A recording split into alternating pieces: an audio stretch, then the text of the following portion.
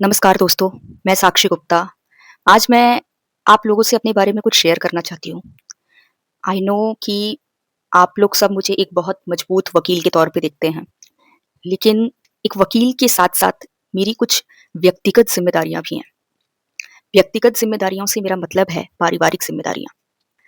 मैं अपने घर की सबसे बड़ी बेटी हूँ, सबसे बड़ी और एक तरह से अगर अपने व्यक्तिगत अनुभव के आधार पर बोलूँ, तो सबसे मजबूत बेटी हूँ। मेरा भाई है एक, छोटा भाई है, वो भी बहुत मजबूत है और शायद कभी-कभी इतना मजबूत हो जाता है मेरा भाई कि मुझे तक सँभाल लेता है। लेकिन जो एक होता है ना कि हर हाल में मजबूती दिखाने वाला, अपने मामले में तो कई बार मैं कमज़ोर पड़ जाती हूँ और वहाँ पर मेरे भाई ने मुझे 2 बार सँभाला है, मेरी बहन ने मुझे 1 बार सँभाला, मेरी दोनों बहनों ने भी मतलब मुझे जब-जब मुझे ज़रूरत पड़ी, मुझे सँभाला। लेकिन जब बात मेरे से हटकर मेरे परिवार की आती है, तो मैं एक बहुत ही घर में सबसे मजबूत के तौर पर पाई जाती हूँ। लेकिन मैं लिटरली बता रही हूँ, मैं अपने घर में एक बहुत ही कमज़ोर इंसान आज की डेट में महसूस कर रही हूँ। पहले तो मैं ज़िम्मेदारियाँ निभा रही थी घर की, मम्मी का जितना भी होता था एक ज़िम्मेदारी, उन सब में मैं उनका हाथ बटाती थी। पापा के लिए मैं खड़ी हो जाती थी बहुत सारी चीज़ों में, अपने भाई-बहनों के लिए खड़ी हो जाती थी। लेकिन जब से मैं दिल्ली आई हूँ या ख़ास तौर से जब मैं बिलासपुर में थी और अपनी एलएलबी की स्टडीज़ कर रही थी, मतलब जब से मैं लीगल प्रोफ़ेशन पे फ़ोकस करना शुरू की हूँ, स्पेशली एलएलबी की पढ़ाई करना शुरू की, फिर उसके बाद दिल्ली आई प्रैक्टिस के लिए। मैं बहुत ज़्यादा अपनी फैमिली से कट ऑफ हो चुकी हूँ। मैं मानती हूँ कि मेरी जो फैमिली एटमॉस्फेयर रहा है, वो बहुत टॉक्सिक रहा है। मुझे भी बहुत सी शिकायतें अपने घरवालों से रही हैं।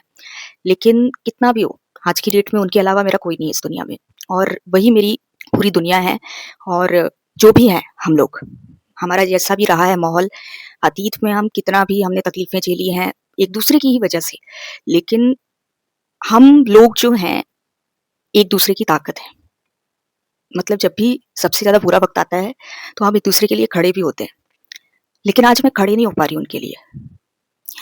लिटरली आप लोगों की तारीफ़ें तो मैं पढ़ती हूँ, लेकिन मुझे ऐसा लगता है कि I am failed as a daughter. You know बहुत सारे सब्सक्राइबर्स और व्यूअर्स जो होते हैं, उनको मुझसे शिकायत रहती है कि मैडम फ्री ऑफ कॉस्ट काम क्यों नहीं करती? मैं फ्री ऑफ कॉस्ट काम नहीं कर सकती। मेरे पास जितना पैसा आ रहा है, मैं उतने पैसे में अपने खुद के खर्चे कई बार नहीं निकाल पा रही हूँ। अपने परिवार की प्रति मेरी जो ज़िम्मेदारी है, वो तो छोड़ो। आज हमारे पास अपना खुद का कोई घर नहीं है। मेरी माँ हॉस्टल में रह रही है, मेरे पिता हॉस्टल में रह रहे हैं, मेरे सारे भाई-बहन हॉस्टल में रह रहे हैं, मैं खुद हॉस्टल में रह रही हूँ।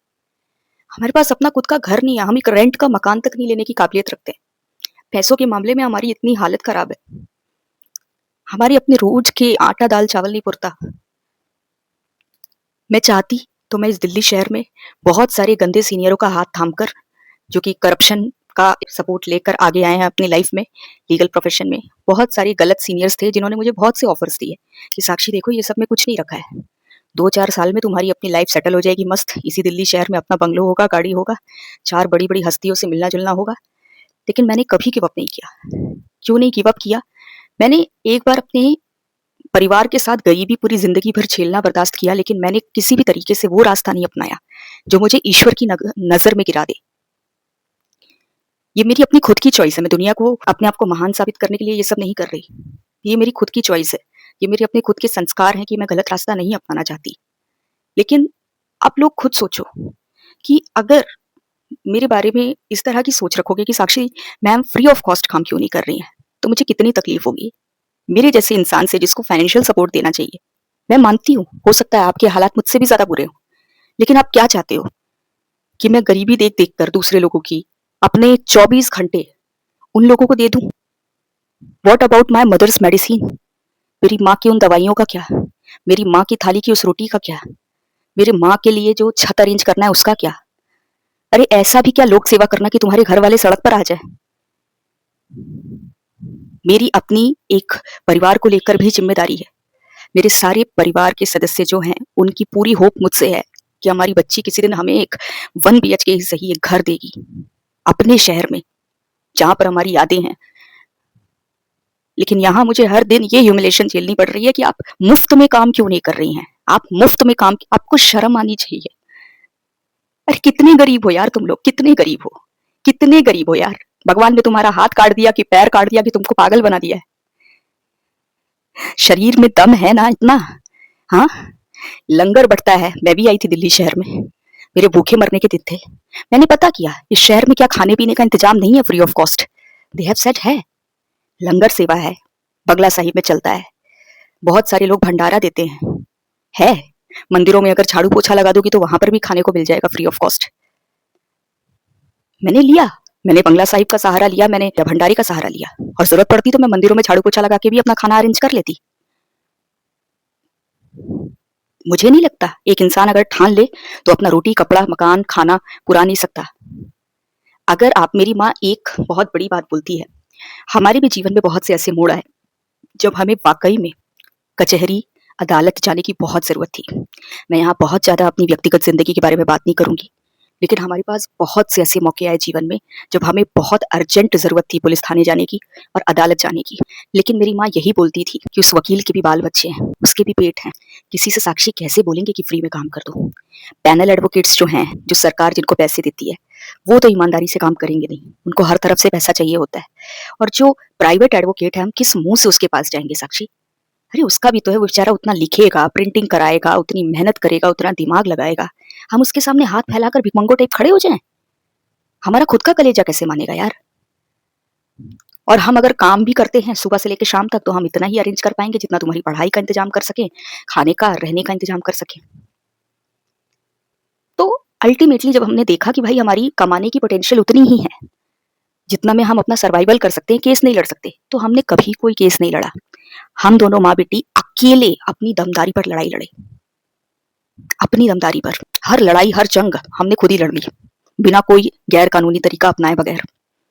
साइकोलॉजिकल फ़ियर क्रिएट करके, मनोवैज्ञानिक तरीके से लोगों के अंदर डर पैदा करके, दिमाग लगा के। हमने जितना भी हम कर सकते थे, साफ-सुथरे तरीके से लोगों को सही, हमने किया। मैंने बहुत सारे ज़िंदगी के बैटल्स डील किए हैं। मैं अभी अगर बताने लग जाऊँगी तो वीडियो बहुत लंबा हो जाएगा, किसी और वीडियो में बताऊँगी।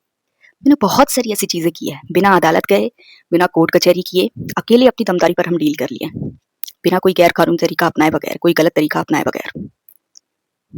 हमने किया अपनी ज़िंदगी में चीज़ों को डील, हमने हिम्मत दिखाई, लेकिन हमने किसी वकील, किसी गरीब वकील का शोषण नहीं किया, उसके आगे जाकर हाथ नहीं फैलाया, उसके बच्चों के निवाले नहीं छीने, ये बोलकर कि सर मैं आपसे ज़्यादा गरीब हूँ, मेरी मदद करो, कभी नहीं।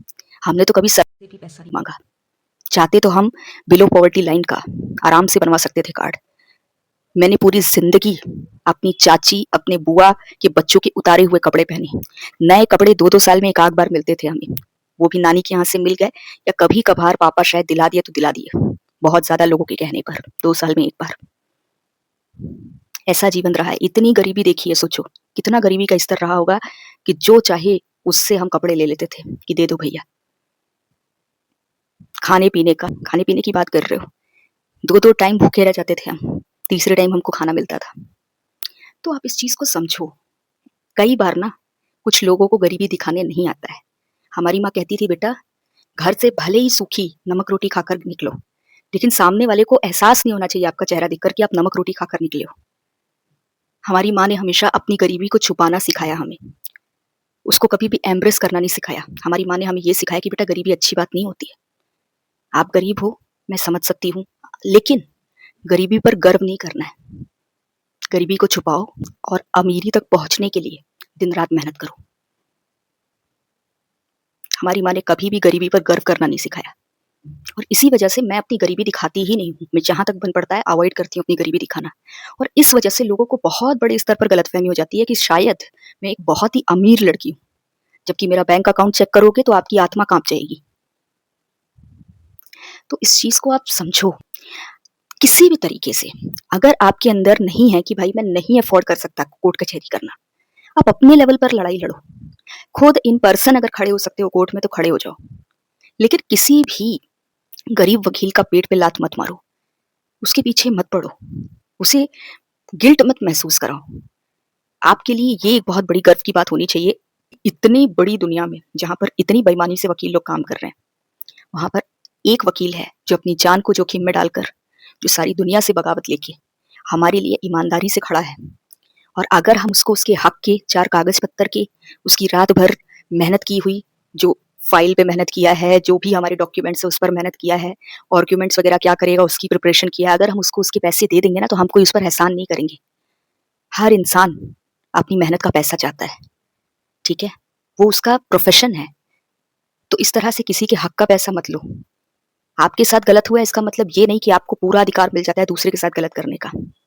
आप गरीब हो इसका मतलब ये नहीं कि आप एक अच्छे खासे इंसान जो बेचारा किसी तरह अपना दाल-रोटी पुरा रहा है, आप उसकी थाली का खाना छीन लो। ये बहुत गलत बात है। मैं कितनी भी भूखी रहूँ, लेकिन मैं कभी भी दूसरे की थाली में 2 रोटियाँ देखकर ईर्ष्या नहीं रखती या उसको ये नहीं बोलती कि तुझे शर्म आनी चाहिए कि तू मेरे सामने खाना खा रहा है। भाई उसे क्यों शर्म आएगी? उस बेचारे ने मेहनत की है उसके लिए। हो सकता है एक वक़्त उसका भी रहा हो जब वो भूखा रहा हो। हाँ, ये बात अलग है कि हम चाहें तो उनको बोल सकते हैं कि आपके पास कुछ काम-धंधा हो तो बता दीजिए। अभी मेरे को 2 रोटियाँ खिला दीजिए, मैं आपका काम-धंधा कर दे रहा हूँ और आप मुझे पैसे दे देना उसके बदले और फिर उस पैसे से मैं रोटियाँ खरीद लूँगा आपके लिए। मेरे पास अगर आप ये कहकर आओगे कि मैडम मेरा काम फ्री में करो, मैं आपको एक बहुत ही गिरी हुई नज़र से देखूँगी कि आप कितने गिरे हुए इंसान हो। शर्म आनी चाहिए आपको। तो मैं यही चीज़ कह रही हूँ कि मेरी ज़िंदगी में कितने दर्द हैं, कितनी तकलीफ़ है, मैं नहीं बता सकती आपको और आपको समझने में बहुत वक़्त लगेगा अभी। मैं अपनी पर्सनल लाइफ़ में बहुत दुखी हूँ, बहुत ज़्यादा। मेरे घर वालों को मुझसे बहुत उम्मीदें हैं, मैं उनके लिए कुछ नहीं कर पा रही हूँ। आज अगर मैं अपने परिवार के लिए जेनुइनली कुछ करना चाहती हूँ, तो मेरी सबसे बड़ी जो ज़िम्मेदारी बनती है, वो बनती है पैसा कमाना। कम से कम 20 लाख रुपए महीना मेरे पास आएगा, तब जाकर मैं अपने परिवार की गरीबी दूर कर सकूँगी, अपने माँ-बाप को एक अच्छा जीवन दे सकूँगी। हम इतना ज़्यादा माइनस में जा चुके हैं, इतना उधारी चढ़ा हुआ है हम पर, लेकिन मैं स्टिल लगी हुई हूँ आप लोगों के लिए दिन-रात। इस शहर में अकेली एक कमरे में पड़ी रहती हूँ। कोई फालतू की अय्याशी या आवारगी नहीं करती मैं यहाँ पर, जबकि दिल्ली शहर आप जानते हो कितना बिगड़ैल शहर है। कुछ नहीं, चुपचाप एक तपस्वी की तरह आप लोगों के लिए लगी रहती हूँ और मुझे आप लोगों के सहारे की बहुत ज़रूरत है। और एक चीज़ हमेशा याद रखिएगा कि मैं आप लोगों के लिए काम तो कर लूँगी, लेकिन मैं अंदर से अगर आप चाहते हैं कि मैं खुश रहूँ, अंदर से खुश होते हुए मेरे चेहरे पर वो चमक दिखे और उसके बाद मैं आपके लिए काम करूँ, अगर आप ऐसा चाहते हैं, तो प्लीज़ मुझे आर्थिक रूप से मजबूत बनाने में मदद करिए। मैं आप लोगों से करोड़ों नहीं बोल रही, मैं बस ये कह रही हूँ, मेरे हक के थोड़े से पैसे, जायज़ पैसे देकर जाओ। मैं आप लोगों को करोड़ों नहीं कह रही। मेरी अगर आप क्लाइंट मैं नहीं कहती, आपको अगर अपने आप में लगे कि हाँ, साक्षी मैम से हम अपनी कानूनी जो भी हमारी है रिक्वायरमेंट, हम उससे रिलेटेड सलाह ले सकते हैं, आप ईमेल सेक्शन में आओ और मेरी फीस लिस्ट देखो। अपनी आत्मा पे हाथ रखकर पूछना कि क्या भारत का कोई भी वकील इतने सस्ते में काम करेगा? इतनी ईमानदारी से? अगर आप उतना मेरा बेसिक मेहनताना भी नहीं दोगे ना, लिटरली मुझे बहुत ही बुरा महसूस होगा अपने आप में। तो मुझे आर्थिक सहयोग की बहुत आवश्यकता है, इसलिए जितने भी लोग मुझसे दुखी हैं कि मैं उनका काम मुफ्त में क्यों नहीं करती, मैं आप लोगों को यही कहूँगी कि प्लीज़ थोड़ी-सी इंसानियत दिखाओ मुझे लेकर। मैं जिस दिन आर्थिक रूप से मजबूत हो गई ना, मेरे पास इतना बड़ा दिल है ना, लिटरली बता रही हूँ। मैं आप लोगों के लिए क्या-क्या कर जाऊँगी आप लोग सोच नहीं सकते हो। लेकिन उससे पहले आप लोगों को मुझे मजबूत बनाना होगा। 30 साल की उम्र है मेरी, कोई अरमान, कुछ नहीं। ना मैंने अपनी यंग लाइफ़ जी, ना मैंने अपनी बचपन की ज़िंदगी जी, पूरी ज़िंदगी संघर्ष किया है। और 30 के बाद भी आप लोग अगर चाह रहे हो कि मैं मुफ्त में काम कर कर अपनी बची-कुची ज़िंदगी भी दाँव पर लगा दूँ, अपने माँ-बाप, अपने भाई-बहन सबको गर्त में छोड़ दूँ, किसी के लिए कुछ ना करूँ, सिर्फ़ अपने खर्चे निकालने में ही मरती रहूँ, तो ठीक है, मैं भी कितना दूर तक चलूँगी। आप लोग एक चीज़ याद रखना, कोई भी देश का क्रांतिकारी हो, जो भी देश के वेलफेयर में काम कर रहा है, उसको अगर आप फाइनेंशियली सपोर्ट नहीं करोगे, वो ज़्यादा दूर तक नहीं जा पाएगा। मैं नहीं कह रही करोड़ों दो, जितना उसका मेहनताना बनता है उतना उसको पकड़ा दो। खुद भी मेहनत करो, मैं भी दिन-रात बहुत मेहनत की हूँ। एक दिन में 10-10 किलोमीटर चली हूँ पैदल में। मेहनत करो और अगर हम लोगों की तरह आप अदालत अफ़ोर्ड नहीं कर सकते, कोर्ट जाना अफ़ोर्ड नहीं कर सकते, तो अपनी लड़ाई कोर्ट से बाहर ही लड़ो। इल्लीगल तरीके से नहीं, लीगल तरीके से, कानूनी तरीके से, कानून के दायरे में रहते हुए लड़ो। ऐसा नहीं है। मैंने भी बहुत सी लड़ाइयाँ लड़ी हैं, साइकोलॉजिकल तरीके से, बिना किसी भी गैर कानूनी तरीके को अपनाए बगैर, ठीक है? देखो, अगर आप अपने लिए खड़े नहीं होगे ना, तो आपकी कोई मदद नहीं कर पाएगा। एकदम निहत्था, बिल्कुल डिपेंडेंट होकर कभी भी किसी से कोई उम्मीद मत करो। क्योंकि आप इस चीज़ को याद रखो कि जो सामने वाला है, जिस पर आप पूरी तरीके से लेटना चाह रहे हो कि हाँ भैया, बिल्कुल मेरे को सँभाल लो। नहीं भाई, उसकी भी अपनी ज़िम्मेदारियाँ हैं, सामने वाले की भी ज़िम्मेदारियाँ हैं। वो बेचारा आपको पूरी तरह नहीं वो कर सकता, तो आप थोड़ा उसकी क्षमता का भी ख़्याल रखो, ठीक है? तो ये मेरी ज़िंदगी का एक छोटा-सा एक कहा जाए टीज़र टाइप का था और भी बहुत कुछ अपनी लाइफ़ से रिलेटेड बताऊँगी लेकिन ट्रूली एजुकेटेड चैनल पर। तो आप लोग ट्रूली एजुकेटेड चैनल पे सब्सक्राइब कर सकते हो अगर मेरी पर्सनल लाइफ़ से रिलेटेड, पर्सनल ज़िंदगी से रिलेटेड चीज़ें आपको जाननी है तो। धन्यवाद, आज के लिए बस इतना ही।